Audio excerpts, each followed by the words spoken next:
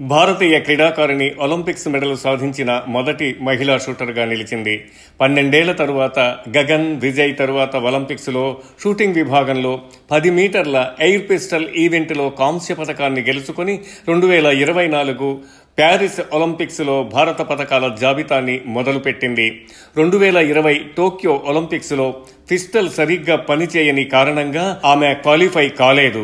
కొన్ని రోజులు నిరాశతో పిస్టల్ని ముట్టుకోలేదు. అయినప్పటికీ భగవద్గీత పారాయణం ప్రారంభించింది.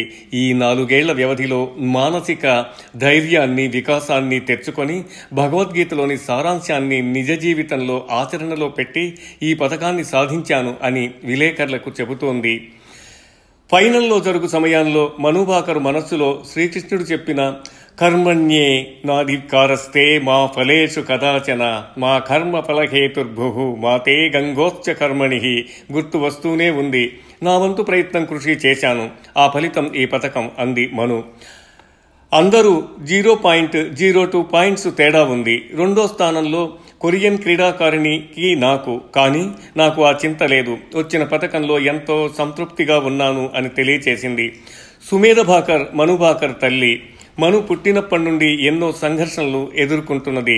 తన సొంత కుటుంబం నుండి ఆడపిల్ల ఎలా, మాకు మనవడే కావాలి, ఆడపిల్ల ఏమి చేయగలదు అని సొంత అత్తింటి వారు అన్నా దేవుడి మీద నమ్మకం పెట్టుకుని ముందుకు సాగాము, కృషి చేశాం. ఇవాళ చూడండి ఎక్కడ నిలిచాము అని తెలిపారు.